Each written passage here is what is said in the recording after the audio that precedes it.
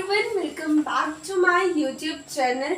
और आज मैं लाई हूँ आपके लिए एक ऐसा टॉपिक जो कि बहुत ही ज़्यादा नेसेसरी है for the all competitive exam and for the school exam. Most probably student love this topic because it confuse the student allot.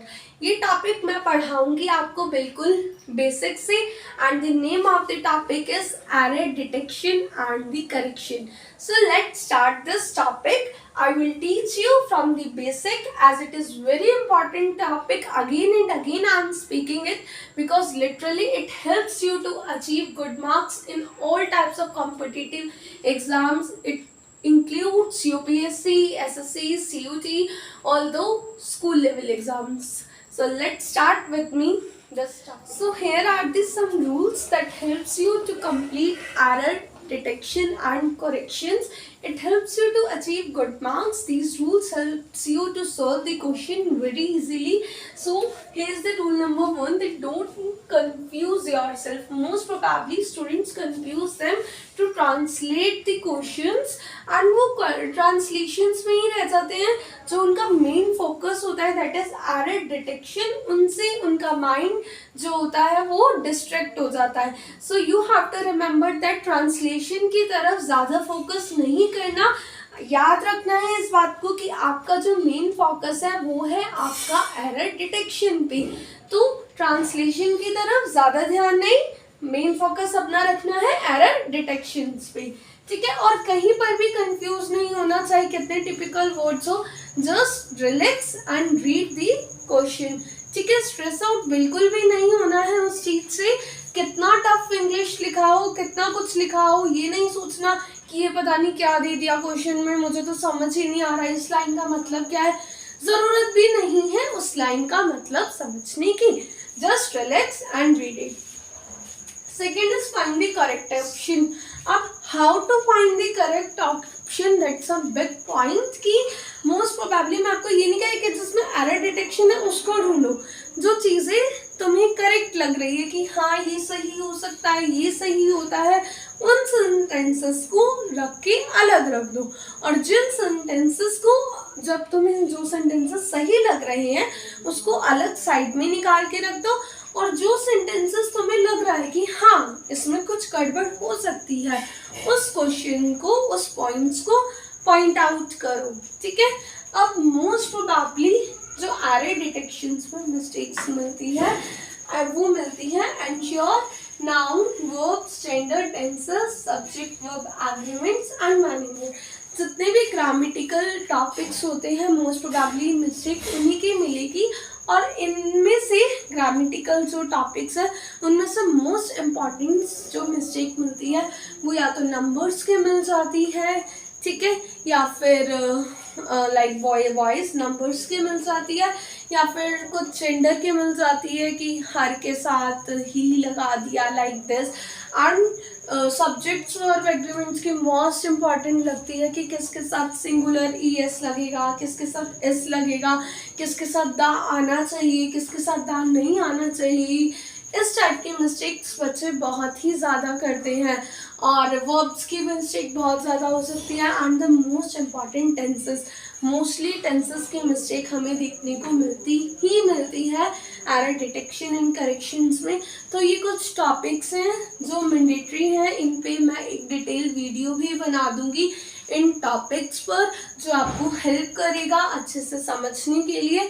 तो it is mandatory to understand each and every topic of grammar, ठीक है।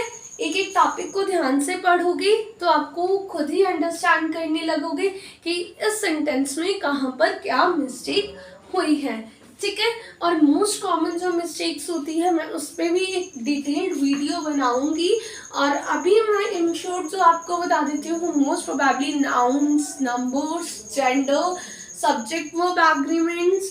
Collective nouns के साथ हमेशा plural form लगती है, बच्चे सोचते हैं सिंगुलर आती है, नहीं, सब्जेक्ट, वर्ब, एग्रीमेंट का ये टॉपिक है, ठीक है। तो इन टॉपिक्स को भी डिटेल में पढ़ेंगे जो कि आपको हेल्प करेगा सही से एरर डिटेक्शन एंड करेक्शंस करने में। And the last is practice of good questions. Obviously जब तक आप प्रैक्टिस नहीं करोगे, आप कितना भी डिटेल में पढ़ लो, कितना भी उस चीज़ को एक्सप्लेन कर लो, आप उस चीज़ के लिए रेडी नहीं हो पाओगे अनटिल आप उस चीज़ की प्रैक्टिस नहीं करते। ज़्यादा से ज़्यादा क्वेश्चंस की प्रैक्टिस करो, अराउंड 50 तो मिनिमम क्वेश्चंस को करो एरर डिटेक्शन एंड करेक्शन के।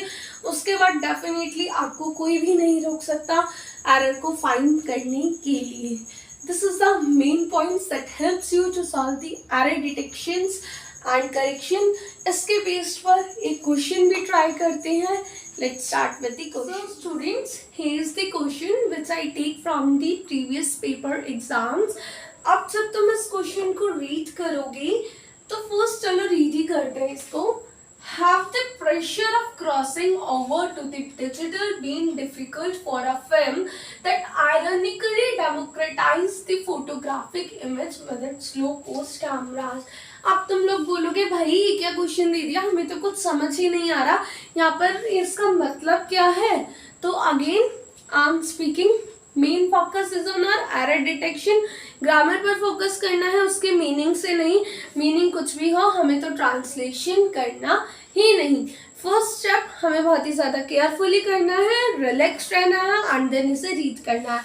हमने इसे केयरफुली रीड कर लिया। अब the second option is find the correct option. ठीक है, आप देखिए क्या क्या करेक्ट लग रहा है। To the digital been difficult looks correct. ठीक है, इन ऑप्शंस को बाहर निकाल देंगे जो भी करेक्ट है। अब द थर्ड ऑप्शन इज कि हमें देखना है कि किस किस टाइप की मिस्टेक्स हमें मिल सकती है। We can find the mistake of noun, subject, verb agreements और द वर्ब्स। ठीक है, इस टाइप के मिस्टेक्स हमें मिल सकती है। नंबर्स की भी मिल सकती है। ठीक है, so let's read the first line again. Have the pressure of crossing over. ये क्या भाई, यहाँ तो कुछ गड़बड़ है। ये तो फर्स्ट लाइन में ही हमें गड़बड़ मिल गई कि pressure is a singular thing. Pressure एक सिंगुलर है, उसके साथ भैया हैव कैसे ही आ सकता है।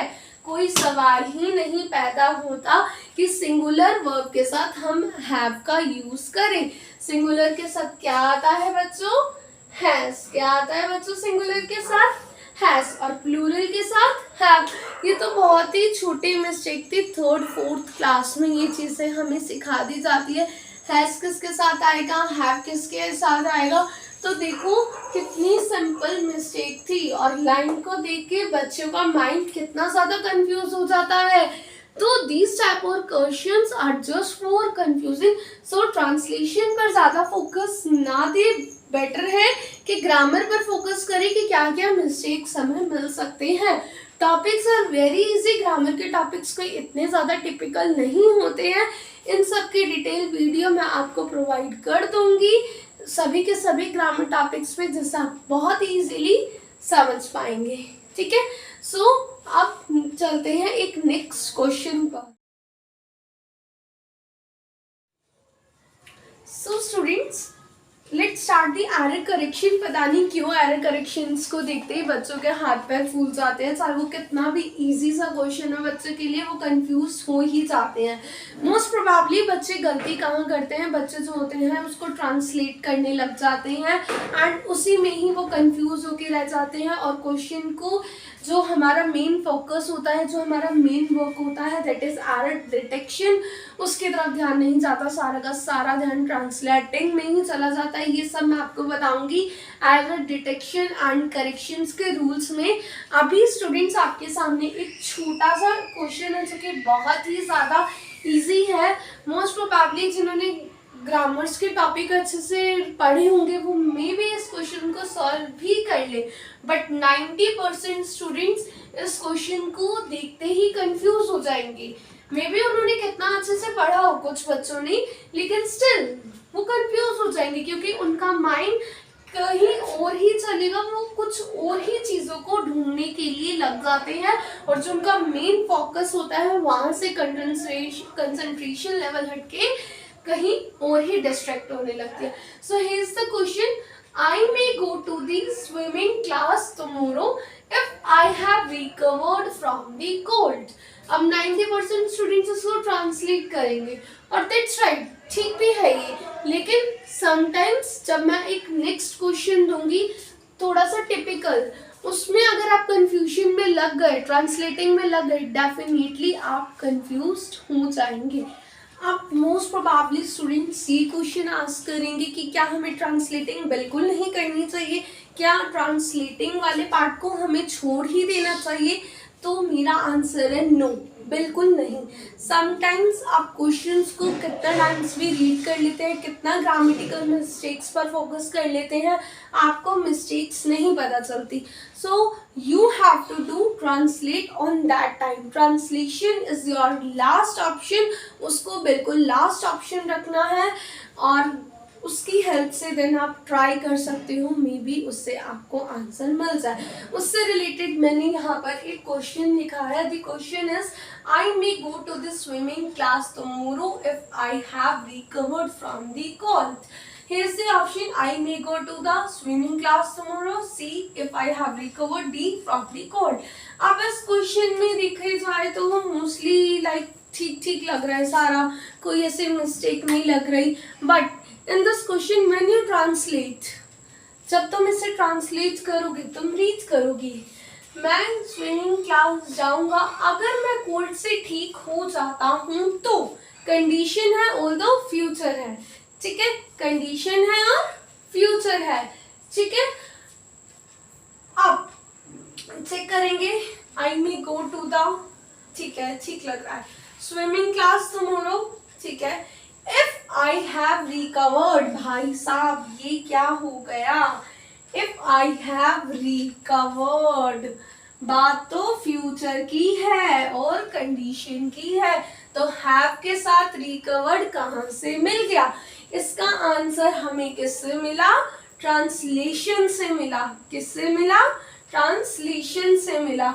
तो समटाइम्स ऐसा नहीं है कि ट्रांसलेशन बिल्कुल हेल्प नहीं करता, ऑब्वियसली ट्रांसलेशन हेल्प करता है, but translation must be your last option.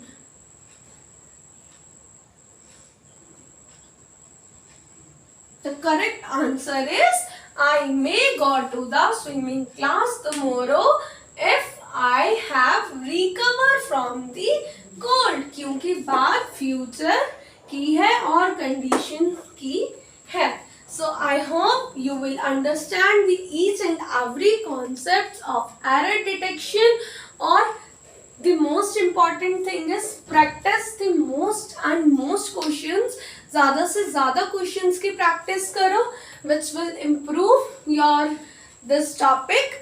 And thank you for watching my video. Please like, subscribe to my channel for more videos.